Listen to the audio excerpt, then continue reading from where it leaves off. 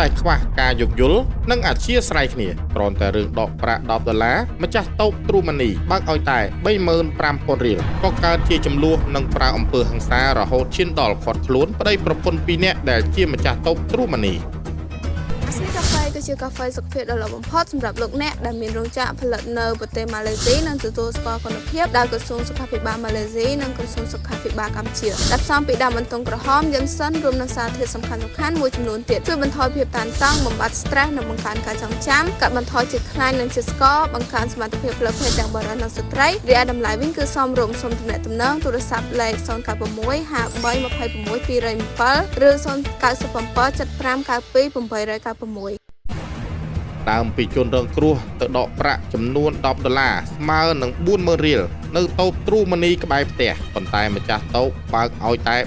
35,000 រៀលក៏កើតជាចំនួនប្រកែកតឹងសរសៃកបង្កជាហិង្សាដោយចេតនាត្រូវសមត្ថកិច្ចនាំយកទៅប៉ុស្តិ៍ទាំងអស់គ្នានិងធ្វើការឃាត់ខ្លួនជនសង្ស័យចំនួន2នាក់ជាម្ចាស់តូប True Money ហេតុការណ៍នេះបានកើតឡើងកាលពីវេលាម៉ោង 18:30 នាទីថ្ងៃទី 20 ខែមេសាឆ្នាំ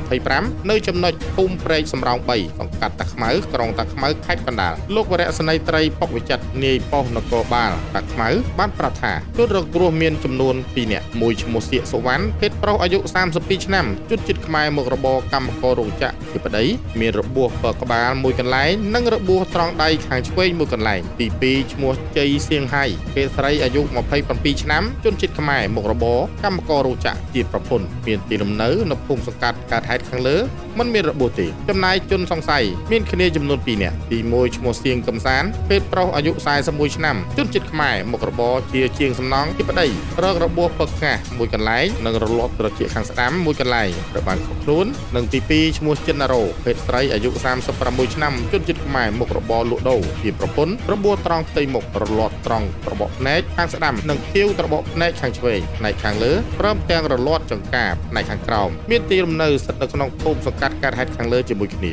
វត្ថុតាងចាប់យករួមមានទូរស័ព្ទដៃចំនួន1គ្រឿងម៉ាក Oppo កំណាត់ឈើមូល2កំណាត់តែក្រវ៉ាត់1សម្ភារៈខូចខាតទូរស័ព្ទដៃ1គ្រឿងម៉ាក Oppo ពណ៌ខៀវលោកនេះពោលបន្តថាយោងតាមកាមេរ៉ាសុវត្ថិភាពនៅវេលាកើតហេតុប្រពន្ធជនសង្ស័យឈ្មោះចិនណារ៉ូបានឆ្លុះប្រកែកគ្នាយ៉ាងខ្លាំងជាមួយជនរងគ្រោះឈ្មោះសៀកសុវណ្ណប្រាប់តែជនសង្ស័យឈ្មោះស្ទៀងគឹមសានបានចូលមកចាប់ដៃវាយទៅលើជនរងគ្រោះឈ្មោះសៀកសុវណ្ណហើយប្រពន្ធជនសង្ស័យឈ្មោះចិនណារ៉ូបានវាយពីក្រោយផងដែរបន្ទាប់មកជនសង្ស័យបានទាញខ្សែក្រវ៉ាត់រកវាយជនរងគ្រោះនិងយកដងឈើវាយទៅលើជនរងគ្រោះបន្ថែមទៀតលោកនេះប៉ុស្តិ៍បន្ថែមទៀតថាដោយសារជនរងគ្រោះជាប្តីប្រពន្ធបានទៅដកលុយនៅកន្លែង True Money របស់ជនសង្ស័យឈ្មោះស្ទៀងគឹមសាននិងប្រពន្ធឈ្មោះចិនណារ៉ូនៅក្នុងកង់ True Money របស់ឈ្មោះសៀកសុវណ្ណមានទឹកប្រាក់តែ$10គត់ពេលនោះខាងជនសង្ស័យឈ្មោះសៀកគឹមសានម្ចាស់ True Money បានដកទឹកប្រាក់ឲ្យទៅឈ្មោះសៀកសុវណ្ណបានតែ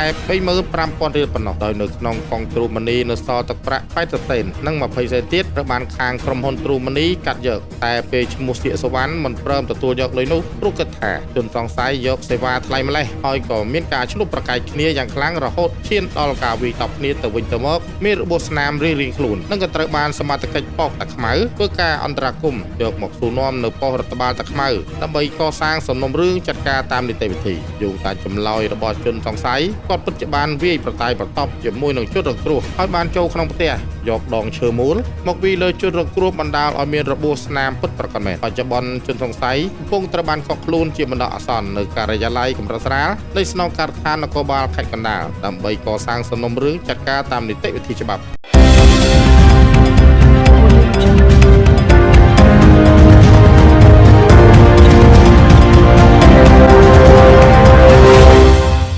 ដើមរាំងជាជំរកព័ត៌មានពិត